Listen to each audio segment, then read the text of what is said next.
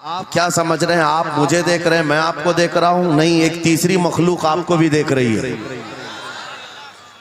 बेशक तीसरी मखलूक की नजर में आप भी हैं, हम भी हैं। वो बड़े गौर से इस पूरे मजमे को देख रहे हैं। बेशक आपका प्रेजेंटेशन ऐसा हो कि दुनिया पुकार कर कहे इसमें अब भी रसूलुल्लाह के सहाबा की और उनके गुलामों की खुशबू आया करती है। सुभान अल्लाह। आपके इस मजमे का वखार ये बताए कि यहाँ पर बैठे हुए लोग, यहाँ पर आए हुए लोग नबी पाक सल्लल्लाहु ताला अलैहि वसल्लम की गुलामी में आए हुए लोग हैं। बेशक मुसलसल मैं देख रहा हूँ काफी देर से। नौजवानों, इस दुनिया की चकाचौंध तरक्की ने हमें बहुत सारी रूहानियत से महरूम कर दिया है। बेशक हमारे ये पाकीज़ा मजालिस ये मोबाइल के नजर हो गए, ये कैमरों के नजर हो गए। हर आदमी सेल्फी लेना चाहता है, हर आदमी फोटो लेना चाहता है, हर आदमी वीडियो लेना चाहता है।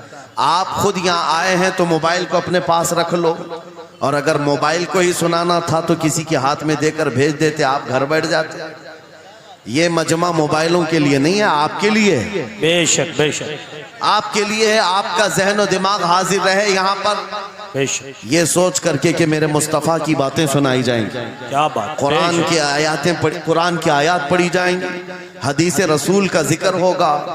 लेकिन इस तूफाने बलाखीज में आज हम देखते जा रहे हैं अदब हमसे निकलता चला गया।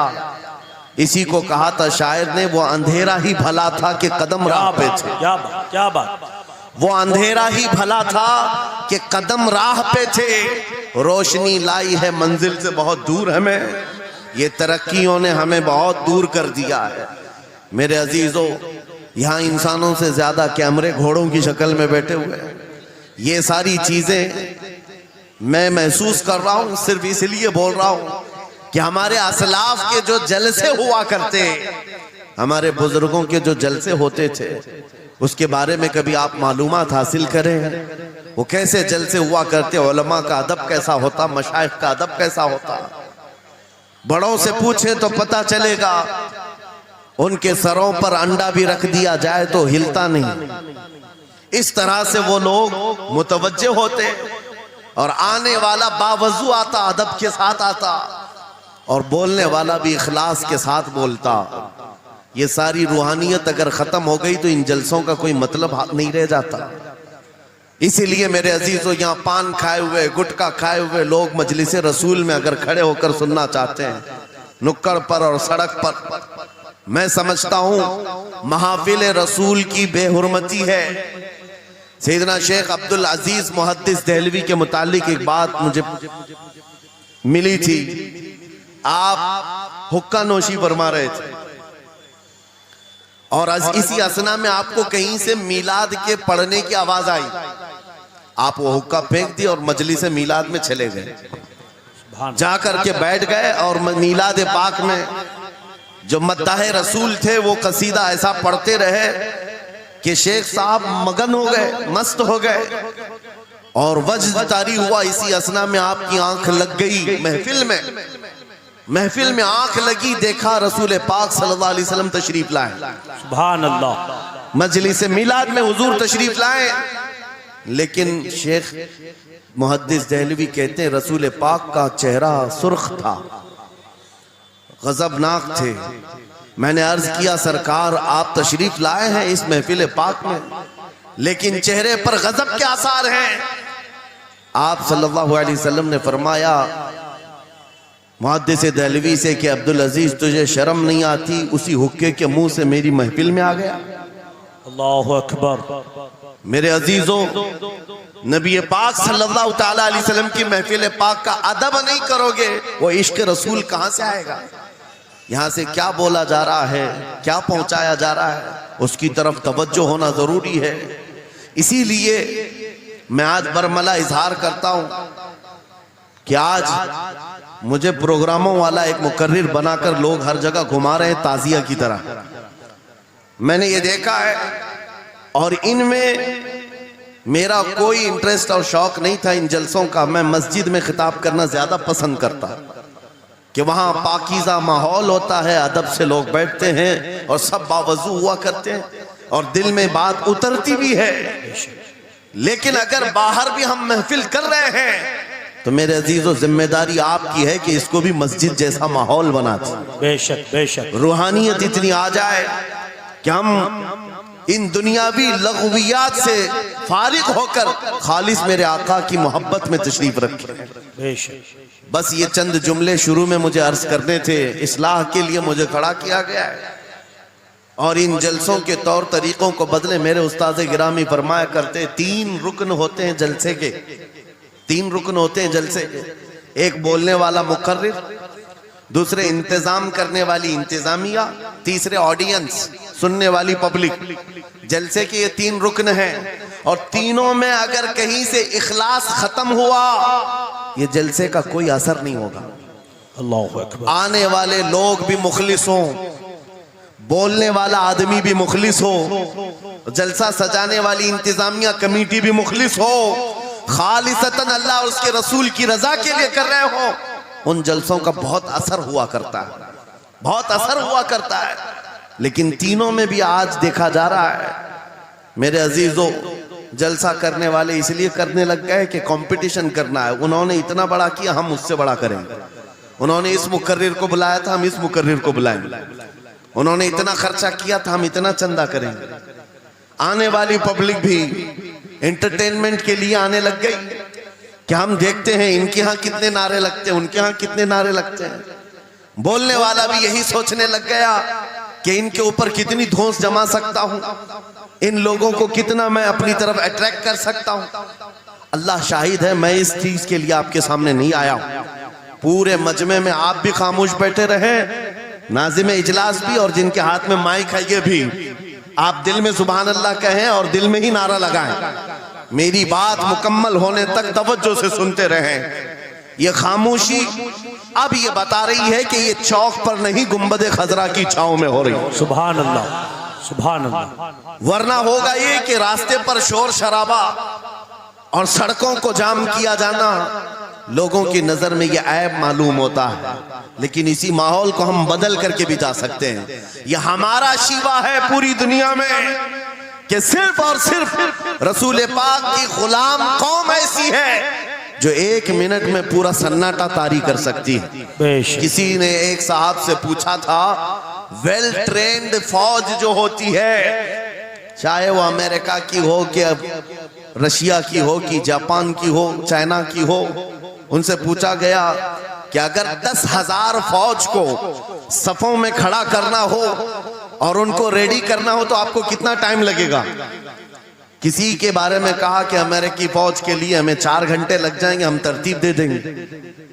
रशियन फौज के लिए 3 घंटे लग जाएंगे, चाइनीज और एक्टिव हैं, 2 घंटे में अपनी सफे तरतीब कर लेंगे।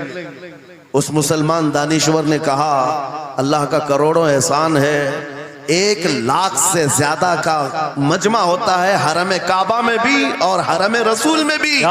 इमाम सिर्फ 1 मिनट में कहता है सफे दुरुस्त कर लो, किसी को डंडा मारने की जरूरत नहीं, सबकी सफे खुद दुरुस्त होती है।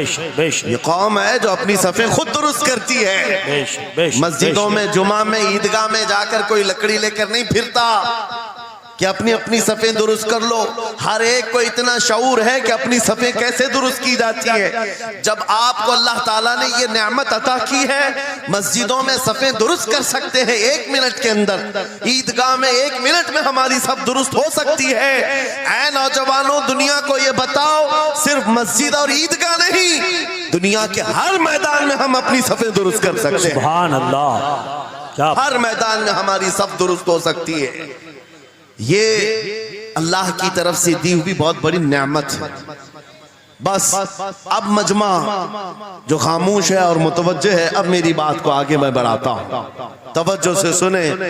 कुरानी उलूम के मुताल्लिक आपके सामने चंद बातें रखूंगा, इसलिए कि मुझे कहा गया बड़ा पढ़ा लिखा मजमा है और मुसलमान के लिए पढ़ा लिखा होना बहुत लाजिम है, इसलिए कि जिहालत इस्लाम का अपोजिट है। जिहालत इस्लाम का अपोजिट है। आपको एक बात मैं बताऊं, जब भी कहा जाता है दौरे इस्लाम, यानी हुजूर सल्लल्लाहु अलैहि वसल्लम की आमद के बाद के हालात को दौरे इस्लाम कहते हैं, उससे पहले वाले जमाने को दौरे जिहालत कहते हैं। जबकि इस्लाम का अपोजिट तो कुफ्र होना चाहिए, कुफ्र होना चाहिए। ये दौरे इस्लाम है और इससे पहले दौरे कुफ्र था। नहीं, दौरे इस्लाम से पहले वाले दौर को दौरे जिहालत कहते हैं, इसलिए कि बताना है इस्लाम और जिहालत दो अपोजिट चीजें हैं, दो अपोजिट चीजें हैं। जाहिल हो और मुसलमान हो उसे जेब नहीं देता। जिस कौम पर आने वाली किताब हिदायत का पहला लफ्ज इक़रा से शुरू होता है, इक़रा बिस्मि रब्बिकल लज़ी खलक़, कुरान का पहला लफ्ज जो आया है वो किस नाम से आया? पढ़ो अपने रब के नाम से, पढ़ो अपने रब के नाम से। और इल्म नहीं है तो कुछ नहीं है तुम्हारे पास। इमाम गजाली तो फरमाते अन्नासु कुल्लुहुम मौता इल्लल उलमा, ये सारे इंसान मुर्दा है, जिंदा अगर कोई है तो इल्म वाला है, इल्म वाला जिंदा है। और जिहालत की तारीकियों में भटकने वाले की मिसाल ऐसी ही है जैसे अंधेरी कोठरी में बैठा हुआ है, कहीं रोशनी का आने का इंतजाम नहीं, उसके सामने हलवा रखो कि गोबर रखो, दोनों बराबर है। जाहिल आदमी के लिए ऐसा ही है, कभी उसका हाथ इसमें पड़ेगा, कभी उसका हाथ इसमें पड़ेगा। जब नजर नहीं आ रहा है तो हलवा को गोबर समझकर खा लेगा और कभी गोबर को हलवा समझ के खा लेगा, गलाजत उसके लिए बराबर हो जाएगी। लेकिन इल्म को कहा गया अल इल्मु नूरुन, इल्म रोशनी है। जिसके पास इल्म आता है वो तमीज सीख जाता है, उसके पास अखलाक आ जाते हैं, वो हलाल और हराम के फर्क को समझने लगता है, बुरे और अच्छे के दरमियान फर्क मालूम होने लगता है। इसीलिए मेरे अजीजों, मुझे बड़ा गर्व है और फख्र है, हमारी खानकाह से ये आवाज आती है आधी रोटी खाएंगे और बच्चों को पढ़ाएंगे। बेशक, क्यों? बेशक। उस अजीम खानकाह से ये आवाज दी गई, क्यों? सिर्फ इसलिए नहीं कि तुम बड़े होकर के डॉक्टर बनोगे, इंजीनियर बनोगे। लोगों की नजर में अब बात यही रह गई है, पढ़ा इसलिए जाता है कि डॉक्टर बनना, इंजीनियर बनना है और कमाना है, बहुत कमाना है। इल्म जो है आज कमर्शियल बना लिया गया। इल्म इसलिए नहीं, इल्म इसलिए हासिल किया जाता है कि बंदा खुदा को पहचाने, बंदा अपनी हकीकत को पहचाने, जिंदगी गुजारने के उस्लूब उसे मालूम हो जाए। इल्म इसलिए सिखाया जाता है। बहुत सारे लोग सिर्फ नौकरी के लिए समझते हैं कि इल्म हासिल करना चाहिए, नौकरी के लिए नहीं, अपने अखलाक को बुलंद करने के लिए इल्म आना बहुत जरूरी है। मेरे अजीजों, कुरान अज़ीम वो हिदायत की किताब तुम्हारे पास आई, इस कौम के लिए अलमिया नहीं है तो और क्या है, जो किताब उलूम का ज़ख़ीरा है। आज दुनिया उस किताब पर रिसर्च कर करके नए इल्म और फनून हासिल कर रही है। उस किताब को तो हम मुर्दों पर पढ़ने के लिए रखे हैं। वो कुरान अज़ीम जो हिदायत की किताब और सारे उलूम का सर चश्मा है, उस किताब को कहां पढ़ते हैं? मैयतों पर। किसी का इंतकाल हो गया तो तीजे में पढ़ेंगे, चहलुम में पढ़ेंगे, 9वें में 20वें में पढ़ेंगे। वो ईसाले सवाब के लिए सिर्फ रखा गया। और उससे थोड़ा आगे बढ़ गए तो कसम खाने के लिए कुरान। आओ चलो हम कसम खाते कुरान पे हाथ रख करके, कुरान पे हाथ रख के। मियाँ क्या कुरान कसम खाने की किताब है? कुरान की वो आयत मैंने सबसे पहले पढ़ी, अल्लाह फरमाता ज़ालिकल किताबु ला रैब फीही, ये वो किताब है जिसमें शक की गुंजाइश नहीं, और ये हिदायत है परहेजगारों के लिए। और कुरान में 3 जगह ये लफ्ज आया है, हुदल लिन्नास, हुदल लिलमुमिनीन, हुदल लिलमुत्तकीन। ये सारे इंसानों के लिए भी हिदायत है, ये सारे ईमान वालों के लिए भी हिदायत है और परहेजगारों के लिए भी हिदायत है। सब हिदायत अलग अलग अंदाज से हासिल करते हैं।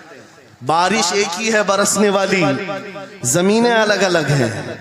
बहुत नरम जमीन हो तो वो जमीन बारिश से फायदा ज्यादा उठाती है, और थोड़ी सी ओबड़ खाबड़ जमीन हो तो वहां से फायदा कम आता है। बारिश एक ही है, कुरान बारिश हिदायत है। जिसके दिल की जमीन जितनी नरम होगी उतना वो उससे हिदायत उठाएगा। सुभान अल्लाह, बेशक, उतना उससे फायदा उठाएगा। और आज हालात ये हैं, ऐ नौजवानों अपने दिल पर हाथ रख करके बताओ, कुरान कितने लोगों ने पढ़ा है? कुरान कितने लोगों ने पढ़ा? मैं हाथ नहीं उठवाता, किसी भी बात पर हाथ मत उठाया करो। ना ही झूठे हाथ उठाना है, ना सच्चे हाथ उठाना है, ना ही किसी और को शर्मिंदा करना है। अपने दिल पे हाथ रख करके बताओ कुरान कितनी मर्तबा पढ़ लिया। क्योंकि कुरान पाक बहुत सारे लोग ये समझते हैं मदरसे में बचपन में एक बार पढ़ लिया तो उसका हदिया हो गया, खत्म हो गया है, अब इसके बाद फिर हमारी मैयत पे ही पढ़ा जाएगा।